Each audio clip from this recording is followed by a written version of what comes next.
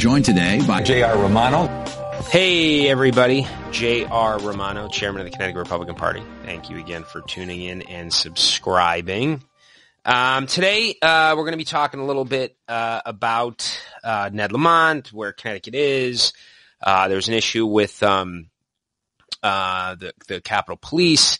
I'm also going to be bringing on David Stemerman. We're going to have a conversation about not only his experience as a candidate, but as well as his thoughts on Ned Lamont's address. Now, let's start with that, and I'm sure I'm going to be repetitive because it's so hard to fathom how terrible that Ned Lamont is going to be for the middle class of this state. I mean, it's devastating. I posted something on social media where I think the hard part is, and I don't know how to explain it, because I don't want it to be necessarily something that's, our friends and family that may have voted for Democrats, that they're bad people, right? I think that the thing that we need to remind them of, and this is what I had commented on, and it went crazy. I think it had something like over 100 shares and a lot of likes. But the reality is if you're out there and you're listening to this, or if you had voted for Bob Stefanowski, and you know of friends and family who voted for Ned Lamont for whatever the reason is, and a lot of them voted that way because they quote unquote needed to punish Republicans because of Donald Trump, and that's just absurd. But when they start complaining about taxes or they start complaining about the cost of living, you need to remind them of their vote, right? And I know this sounds really terrible and they're probably not going to want to hear it, but I don't know what other way to get some of these Democrat voters to understand that they are in fact creating their own misery.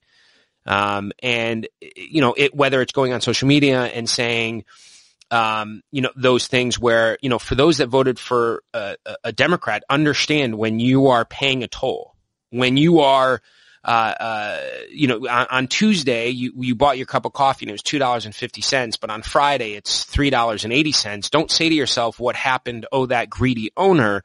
No, it's because of taxation and higher minimum wage and tolls, and the fact that Democrats, instead of actually cutting anything, because in Ned Lamont's budget that was a big glaring thing, and David Stemerman and I are going to be talking about it.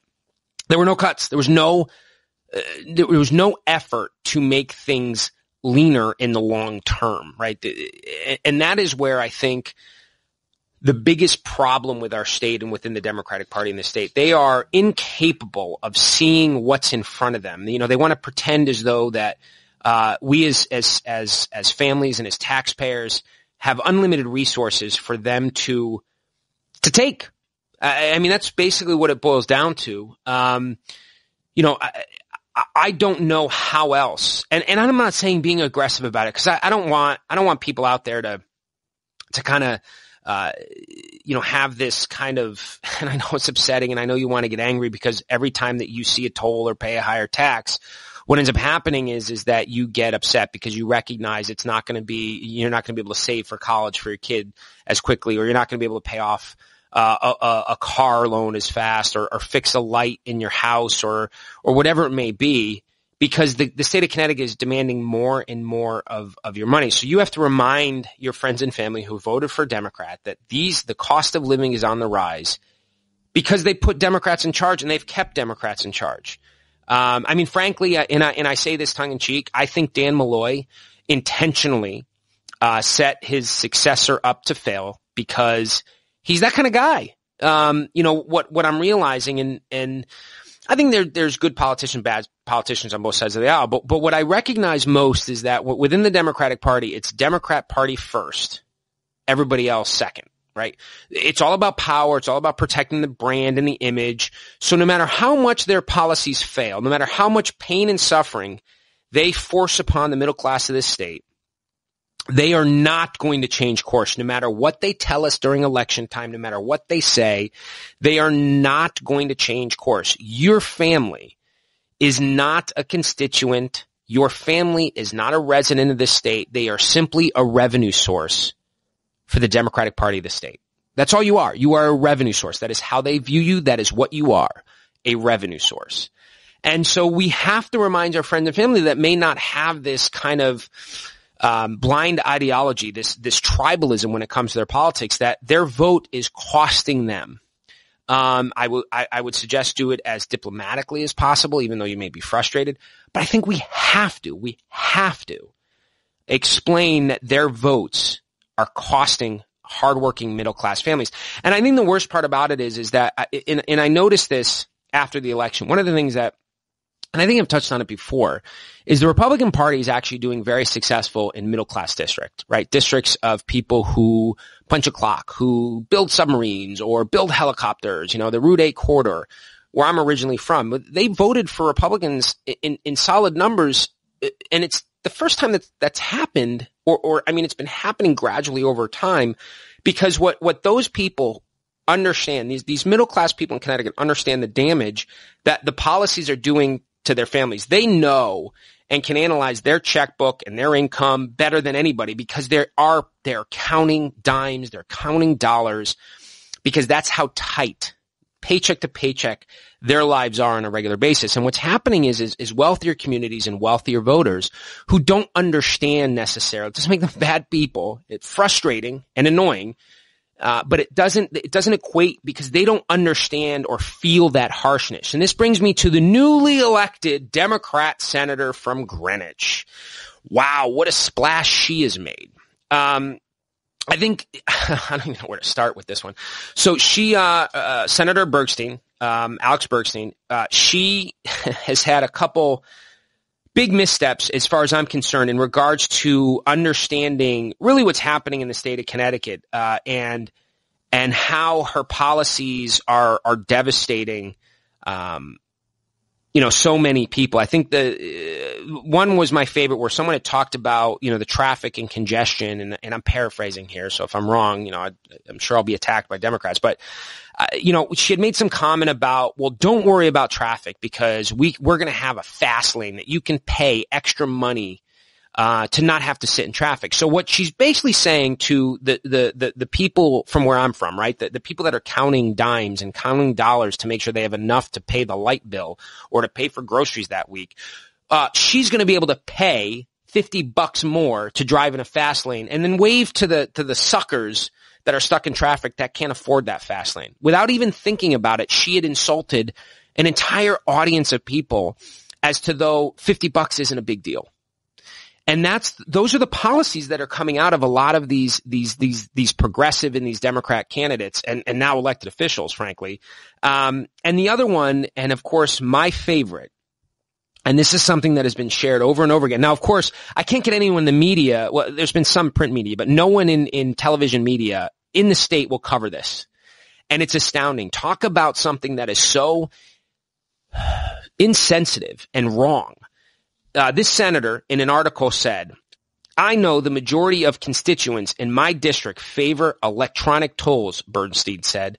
They are sophisticated, intelligent, and understand the cost of not having tolls. So essentially what she's saying is, if you don't agree with me, you're stupid.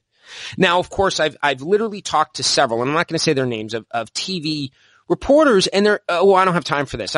If a Republican called an entire state stupid, I can guarantee I'd have 3 news cameras in my office right now demanding a statement and an apology for all the people that she insulted. I cannot believe, if you were living in New London or Norwich or New Haven and you're against tolls, this state senator from Greenwich says that you're ignorant and you're unsophisticated to understand the importance.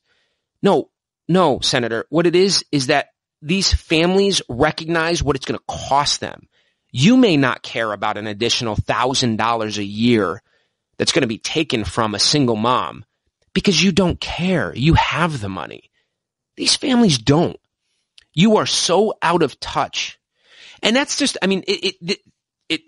that was the beginning of the week. At the end of the week, the Hartford Courant uncovered that she is paying out of her own pocket. It's this weird thing that, she's decided to pay out of her own pocket a constituent service person. I don't want to call him a campaign manager, but that's what I think they are. I think she's in constant campaign mode. And that it's a really gray legal area where, she's not going to be, in terms of FOIable, she's not a state employee, this person that Alex Bernstein's hired. And the Hartford Courant had said it's not right. So we're not alone in criticizing her. And you know what her comment was? This is my business. It shouldn't matter to you. Oh, excuse me, Senator. Excuse me. I'm sorry that the peasants question whether or not this is ethical in regards to regulatory agencies. I'm sorry. I didn't realize that you're not allowed to be questioned. And that's what we're getting a lot from Democrats in general. There's another Democrat that wrote an op-ed about how dare we question her and her need and demand to include climate chaos as mandatory education for our students. And our criticism of her, she described as sexist because she's a woman, and that as a woman, she's not allowed to be questioned. So this is happening in the state of Connecticut. It's real. And frankly, I'm scared. One of the other issues, and we haven't even gotten on the budget yet, guys. Wow. So one of the other issues that happened, there was a thin blue line flag, which is a flag that commemorates the sacrifice, the ultimate sacrifice that police officers sacrifice in the line of duty. We've all seen the flag. A lot of officers, I know, I do CrossFit. A lot of the officers that go to the CrossFit gym have some, whether it's a T-shirt, whether it's an iPhone cover, or whatever it may be, that honors these fallen officers, and the Democrats demanded that this flag, it was donated to the Capitol Police Office. It was a wooden rendition of the flag. It demanded that it be taken down because it was offensive. Now, I can't imagine the idea that an officer dying in the line of duty is offensive. Honoring and celebrating someone who is essentially a hero, who died defending and protecting his or her community, that should never be deemed offensive. And now there's this backlash. It's gotten national news. And of course, my favorite was NBC 30 called it a controversial flag. I don't know how someone celebrating and honoring someone who died in the line of duty could be controversial, but what do I know? And now there's people calling on NBC to retract that headline. So this has turned into, I almost feel like we're in the Twilight Zone in Connecticut. It's crazy. And I'm going to reserve a lot of the conversation and topic for Ned's address when David Stemerman joins me. So I'm not going to get onto that. But get ready to pay a tax when you want to watch Netflix, pay a tax when you want to drive your car, pay a tax when you want to brush your teeth, when you want to get a cup of coffee, when you want to go to the vet. Basically it would have been easier for Ned Lamont to just list the things he's not taxing. I think that would have been a much shorter speech. But I cannot stress enough, and here, before I bring on David, what I just want to say and take this opportunity is if you're out there and you're as frustrated as I am, we really need you as a party. We need you to volunteer your time. We need you to volunteer treasure. We need you to volunteer to run. Because I have to tell you, the Republican Party, our party, is the last best hope to save this state. Because if we don't start to act together, and I get that we have a lot of differences, there's different factions in the party, and I think that's the case for the Democrats too, but we as a party have to focus on the 80% that we agree, not the 20% we disagree. We have, and it's all over the state. I know that we had 17 different candidates for governor and all this other stuff, but at the end of the day, we have to start coming together, because if we don't, it's only going to get worse. This state is headed for serious trouble. And, one of the reasons I wanted to bring on David was, I think he has a unique perspective. I wanted to talk a little bit about what his experience was like as running, and I wanted to talk to him about what he thought of Ned Lamont's comments. So, at this point, why don't I just bring on David Stemerman? Joining me now is David Stemerman. David ran for governor. And actually, David, that's where I wanted to start. I just wanted to ask you kind of a brief question about this was kind of your first run, and I want to kind of I have a two-part question, and then we'll get on to the disaster that's the state of Connecticut. But I wanted to ask you, first and foremost, your first time running, what was one of the more challenging things for you? Well, everything that I did was pretty much surprising and different. I had spent the last 20 years really focused on the business that I had started and looking at the financial markets and taking care of my family, and it was all new. And as you know, as somebody who's done this all your life, there's all kinds of details of how this process works and the mess that our state's in. So it was all new, but On the other hand, it was an awesome experience. And the idea that somebody like me could just come in from the business world and have a real shot at this was amazing. Well, that's actually what my next question was going to be. What did you find that was most inspiring or that kind of helped drive you? Because I think in every campaign, there's always moments where you get kind of a little down, maybe a bad press day or something, but then there's always a moment that picks you back up. So I was just curious if there was something that you could remember or something that kind of made it was inspiring for you to go through that process. Almost every day there was something that was inspiring and awesome. I mean, one of the things that was great was you're able to get out and about. And it was anything from you could go to the diner in any part of the state and just introduce yourself and say, I'm David Stemerman, I'm running for governor. How do you think we're doing in this state? And you get all kinds of people give you all kinds of reactions. Anybody from looking down at their feet and saying, not so great, to people laughing and saying, you can't possibly be asking this question, to on parade days. July 4th was awesome. Now let me ask you: had you ever marched in a parade before, or was that your first time ever marching in a parade? I had marched in parades before, but never with a sign for me in front. And we had one amazing experience at the Musup Day Parade, which is the VJ Day Parade. Yes. There was a guy behind us with one of these bullhorns who just kept calling out, and it was amazing. And it was all kinds of people, all kinds of parades. I went to Bridgeport for the Puerto Rican Day Parade, and on a 5-mile parade route, I think that I think there are more Republicans in the average RTC meeting than there were in the entire parade route. But they were into it, and they all want a better state. And I would, in my Spanish that's not so terrific, I would call out "Salvamos Connecticut, todos juntos," and it's let's save Connecticut, let's all do it together. And people were slapping 5, and it's let's go do it. It's the exact same enthusiasm there as for our veterans from all over eastern Connecticut when I was in Musup, down in Stonington, in Byram. I mean, it was the state is awesome, and as you know, you're able to travel all over. 4 corners of the state. It's not such a big state, but each of the corners, they're different. The people very different. Awesome. Very different. Well, and that's actually, speaking of very different, David, I'm gonna start this off by asking a very, very simple, not complicated at all question. How much different would the speech have been if you had taken that podium the other day in regards to Ned Lamont's speech and the condition and his policies for Connecticut? I'm very curious on how much different the message you would have given to the people of Connecticut. It's hard to know where to begin. And, as the chairman of the Republican Party, and we had several good candidates, I think the message would have been different if it had been any of us up there. And that's one of the things that's, the important takeaway. I was in the chamber. The numbers that we have there are greatly diminished after the election. It's sort of like the last of the Mohicans for our legislators who are still there. And what was remarkable about the governor's speech was he said, I don't want this budget address every 2 years to be like Groundhog Day. And what he then laid out was a speech that could have been taken as the start of Dan Malloy's 3rd term. I mean, it was like you couldn't believe that it was the same thing again and again and again. And the place that we need to begin is a very different place.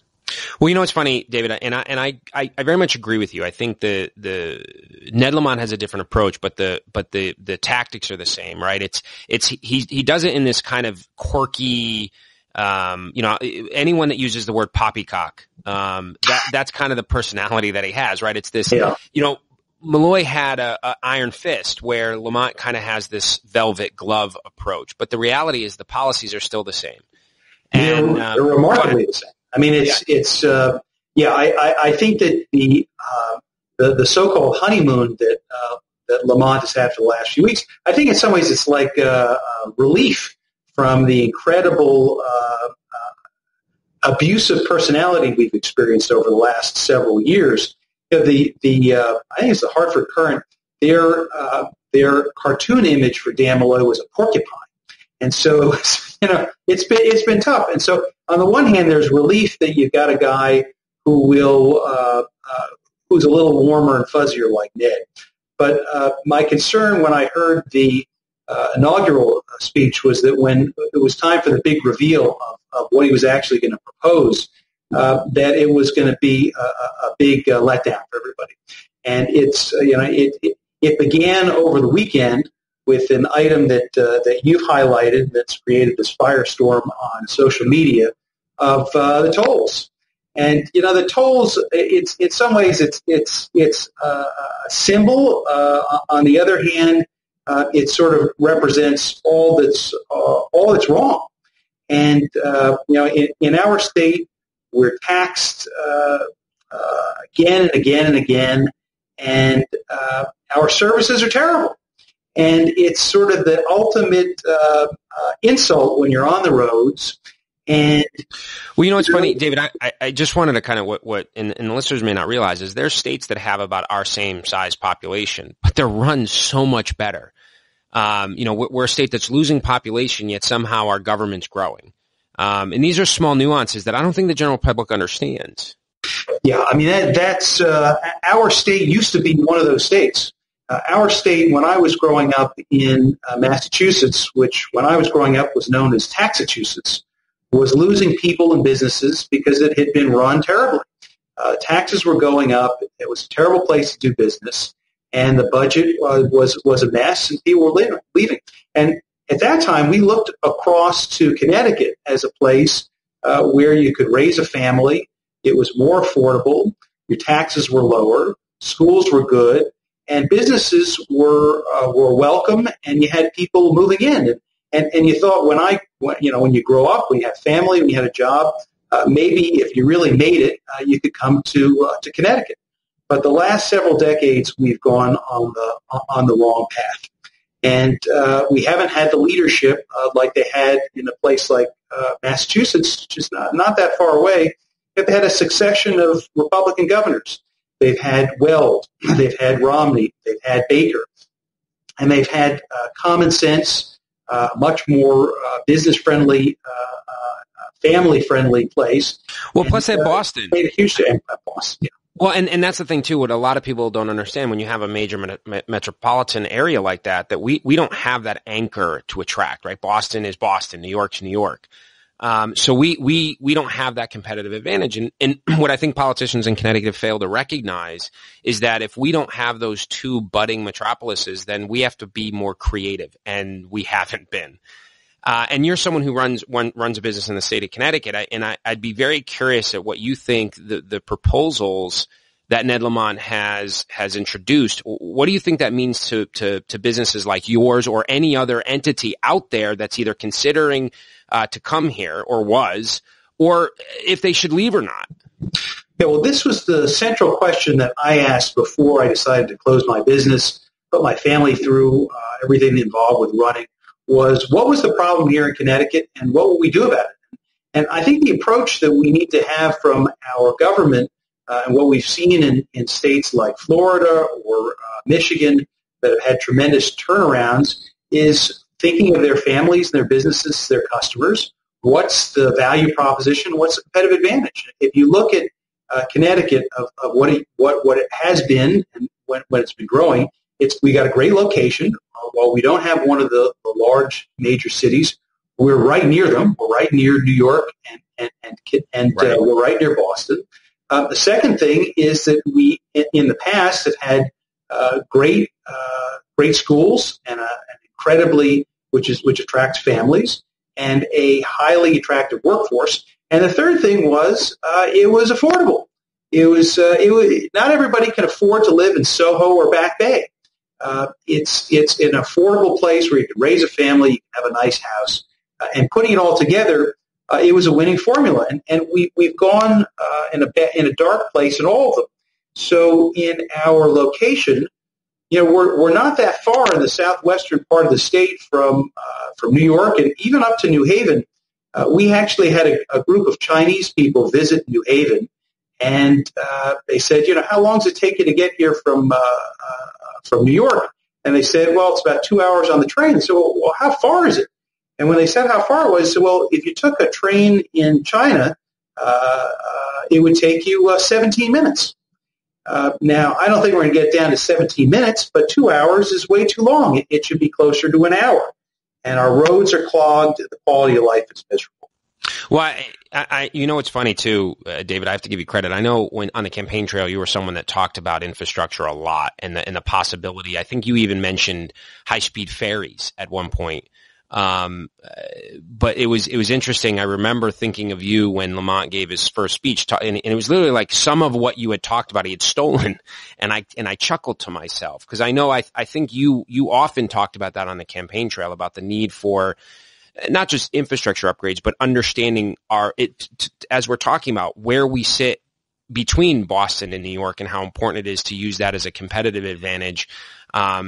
It's wildly frustrating. I mean, particularly because, coming from the blue collar roots that I have, and I know you and I have talked about that, and how the Democrats have approached the solution where, I mean, and I guess I'll phrase this in a different way. I'm curious, what was, I think the most glaring disappointment that you heard from Ned Lamont? Like, what thing did you kind of shake your head at and say, we're never going to get there because he's unwilling to do X?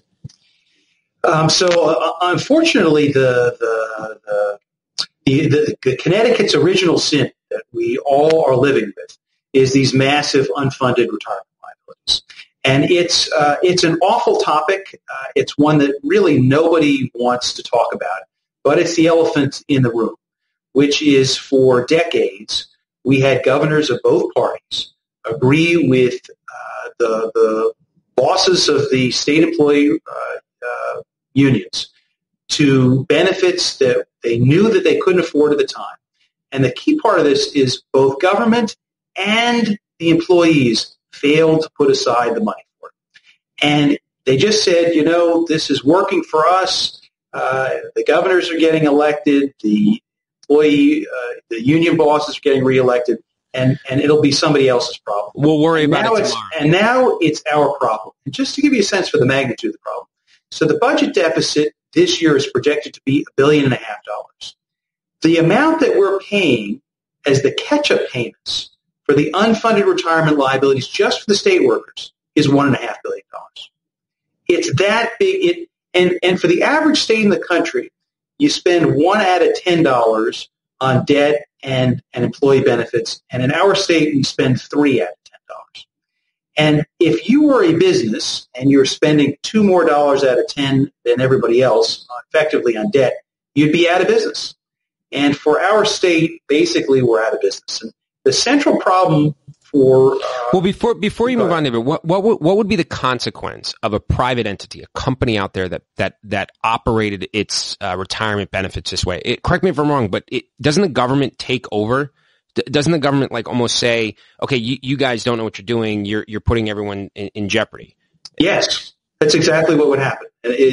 You're not allowed to run a retirement system in this way. It's viewed to be abusive. Abusive, yeah, that's a great word. Abusive, and we don't allow it to happen to private employees, and we shouldn't allow it to happen in the public sector. But it's built up over decades, and the question is: are we going to have leadership that's going to be honest about this and is going to come out with a workable solution? And the approach that Lamont took, which I think is just leading us on the same path, is he's saying the full tab's got to be picked up by the taxpayer, and the employees. Well, his quote is: "A deal is a deal." Well, a deal is not a deal if the other side hasn't, from the outset, hasn't been doing its fair share. And what it's leading to is not only is the state drowning under higher taxes under Malloy, we're only adding to the problem with Lamont. And if you're a state employee or a retiree and you think, well, we'll just stick it to the taxpayer and I'll get paid, we are now in a doom loop where we're losing people, we're losing businesses. As a result of this exact policy mix from Malloy, we got fewer people today than we did years ago, and our economic recovery is the worst in the country.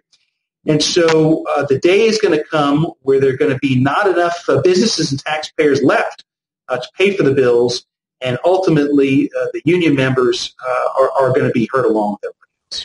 Well, what's funny is my mother's a retired teacher, and we were talking a little bit about the teacher's retirement, which is a separate other. Oh, there's one other thing too. I simply wanted to point out, I wanted to defend Jody Rell a little bit. Jody Rell, I don't know if you know this, and most people don't, is she actually vetoed a budget that did not address exactly what you're talking about, David.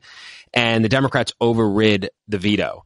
And it cause she wanted to set a course. I think she wanted to put money in I don't remember exact details, but she did in fact try to stand up, but the Democrats outnumbered us by so much at that point. It was during the Bush, blue wave, the anti-war, elections. But, talking about and I was trying to explain to my mother the impact of this 25%, forced upon municipalities to pay the teachers' retirement fund. And I think the fundamental problem there is two things. Number one is you're literally asking towns that can't afford it to chip in more. You're going to see massive spikes in property taxes. Now, I'm curious, and I'm going to call some of our first selectman friends. I think they should sue. I think they should do exactly what William Tong is doing in regards to the federal government, is that these local municipalities should sue the state and say it's your obligation. The fact that you want to continue to pass policies and take no ownership for your failure to fund should not be a burden to the local communities. But I don't know what the solution is. Well, the point that you're saying that you don't know what the solution is, I think as Republicans, if we want to win back the governorship and win back majorities in both houses of the legislature, we got to be in the business of not just saying no, but making proposals of what might work. If I look back at where we've been most successful in my lifetime, first and foremost, the great hero is Ronald Reagan. But if you also look at how Newt Gingrich won back the House in 1994, and if you look at what Trump was able to accomplish in the most recent election, part of it was talking about our values of freedom, of enterprise, and personal responsibility. But it was also, we had a plan. And in each case, there was a very specific set of ideas we had that were going to address the problems of the day and what we were going to do about them. For Ronald Reagan, he talked about stagflation and an imploding economy, and he talked about supply-side tax cuts. The Contract of America, there was all kinds of corruption going on in the House. Newt Gingrich talked about cleaning up that kind of corrupt mess. And for Donald Trump, I view that the seminal issue for the 2016 election was that while times have been great for some people, too many have been left behind, and the political elites haven't been talking about or doing anything about it. And when he talked about getting tough with trade with China, that was a very specific proposal dealing with a specific issue of how our manufacturing has been hollowed out. In this state, we got these unfunded retirement liabilities. We got a lousy, outdated transportation infrastructure. We have schools that used to be leading in the country that are no longer distinctive unless and until we start providing solutions. Yeah, this is a blue state. It's tougher for us. I know Ned Lamont didn't provide any solutions, but we got to work harder. No, I agree. What we're going to. I completely agree with that, David. I think we are held to an entirely different standard, right? When the solutions we offered, and I think you're spot on. It's funny, as I remember a few years ago, and I talked about creating something similar to the Contract for America. I wanted to call it something like Project Tax Relief, and if you elect Republicans, we'll eliminate these 3 taxes, help spur economic development, whatever it may be. And it's difficult. I mean, I think one of the things, and I mention this often, as Republicans, I think our greatest strength is our greatest weakness. We believe in the individual, right? We are entrepreneurs. We all think that we're, our ideas are the strongest and all this stuff. And so when it comes to campaigning or, the ideas behind what works, all of a sudden, we're trapped in this. That's why as individuals, as people, we're very successful and we're driven and very individualistic. But when it comes to campaigns and it's much more. It's like herding cats. Yeah. Where Democrats are much more collective, right there. And I say this often. It's Democrat. It's the Democratic Party first, then country, then state, right? That's kind of how they view the world. So they do everything to benefit the party. So, or union. I mean, and it gets frustrating when Connecticut's looking at this debt crisis. They're looking at unfunded liabilities. They're looking at, falling, tax revenues. So what do you think the biggest thing that we should be doing in order to kind of put this? I mean, you hear lots about marijuana. You hear about, casinos. I know we're talking tolls. But what do you think the biggest thing right now that we should be doing in order to start digging our way out of this crisis? The biggest deal is we got to resolve these unfunded retirement liabilities. And it's going to be a miserable conversation, but it's the way that I've talked about it is that we are asking the taxpayers to pony up $500 million more in sales taxes so that state employees like Susan Herbst, who's retiring from UConn, can get a pension of over $300,000 a year. And we're paying... That's egregious. And we're paying those kind of additional taxes so that Dick Blumenthal can continue to use his state employee health benefits from when he was state attorney general because they're more generous than they are as a United States senator. This is what this is all about. And until we have the conversation in that personal way, it's outrageous. We allow state employees to spike their pensions in the last 3 years and then collect that in perpetuity. I was in a police station in one of our blue-collar towns in the middle of the country, and they said, we get a pension, but a pension supplements what we do. We don't get these kind of gold-plated benefits, and you shouldn't be taxing me for it. And until we are willing to have that kind of conversation and get people to be outraged by the unfairness of what's going on, we're not going to get both the governorship and the majorities that we need to make the changes that are necessary. No, I completely agree with you. And I think one of the other, as we try to have these conversations, and union leadership does a great job of kind of like, they take the conversation to a direction where, they think we're talking about social workers making $40,000 a year. We're not. We're talking about these gold-plated deals. We're talking about judges and state employees who are in these tier ones making hundreds of thousands of dollars. College professors, UConn professors are getting, pensions of 100,000 plus. And it's crippling us. I mean, it really, really is. And I think the frustrating part about it is that there's so many people that don't understand how damaging this is. And the Democrats do a great job of phrasing it like we're going after that social worker, right? We're going after these, these are not middle, some of these pension benefits are not middle class. So JR, this is, we're going to give you a homework assignment. This is what we got to figure out. And that, part of you asked me sort of what's challenging, what's frustrating about the experience, what have I learned about it? The business that I was in investing in the stock market, there's this quote from Warren Buffett that says, in the short term, the stock market is a voting machine, but in the long term, it's a weighing machine. And the idea is that if you do your homework and you stick with it long enough, the facts will come out. And value will be revealed, and that's how you'll make your money. And if you deliver good returns to your investors, it'll work that way. But an election, it's a voting machine, and it's a lot about emotion. It's a lot about winning the argument by appealing to people's hearts in addition to their heads. And if I fault myself in how I ran my campaign and just the way my brain is wired, it's often really focused on heads, but we got to win hearts too. And the arguments here based on fairness and on personal stories. I got 5 kids, and when you say or do something that's unfair, you can see the revulsion on their face. They're disgusted by it. And what's going on in our state is disgusting. And it's going to be our job as a party in terms of what can we do coming together. I agree with you. Our individuality is our strength. There's not going to be any one cookie-cutter answer.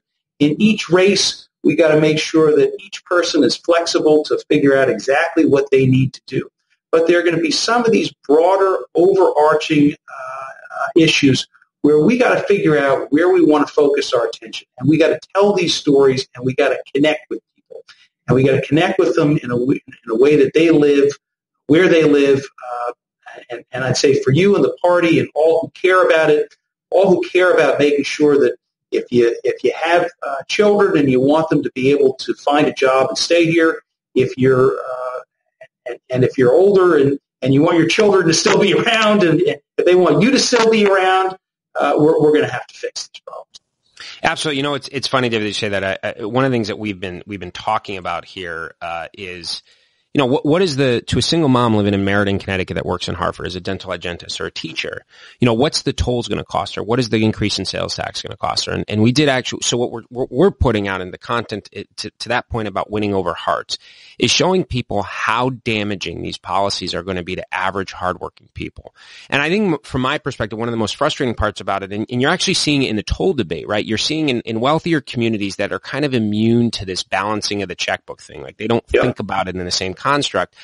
We actually in the last election cycle did pretty well with the middle class, right? It's this, we have to figure out a way, and I completely agree with you, is how to win over the hearts of the people that can afford the tax increases or at least afford to leave. And you know, that's kind of what we're working through right now, because I think you're 100% right. I think one of the most frustrating things from being a party chairman is I'll sit down with a candidate and I'll say, we need to tell more stories. We need to show that we care about people, that the policies that we believe in will actually help people. I think we get the argument over the higher minimum wage all wrong. We always want to talk about it in the construct of how it's going to impact small business and jobs. We're going to bring kiosks. All that reflect what I believe my friends and family, where I'm from, a blue collar community, what they see is, well, you're simply just protecting the wealthy owner of McDonald's or the wealthy owner of the small business. And the reality is, and I know you're going to agree with me on this, raising the minimum wage doesn't help an adult get to buying a home. It doesn't help them get a new car. It doesn't help actually improve their lives. And our policies need to be centered around improving people's lives. And that's where, you know, I've had conversations with elected officials, and I said, that's how we need to fight this minimum wage, not how it's going to impact the economy. Even though we're right on how it impacts the economy, it's just not the way to win over hearts. And I really appreciate you taking the time with me, David. And I know you're kind of doing a political analysis thing too with Dennis House now, right? You're going to be on Sunday. Yes. So I was up at the Capitol, and I think I was actually directly in Ned's line of sight when he was giving a speech. Pretty funny. We were staring each other down. And right afterwards, I was able to spend some time with Dennis House, and he'll be airing that on Sunday morning on Face the State. And you know, one of the concepts that we talked about today was Ned Lamont began his speech by saying it was Groundhog Day, and in Connecticut, if we stay on the same path that Ned Lamont proposes, it's going to continue to be Groundhog Day until the last person left turns out the lights. It's very true. Well, I appreciate you joining me today, David, and we will be tuning in on Sunday. Thank you so much. Thanks for having me. Have a great day.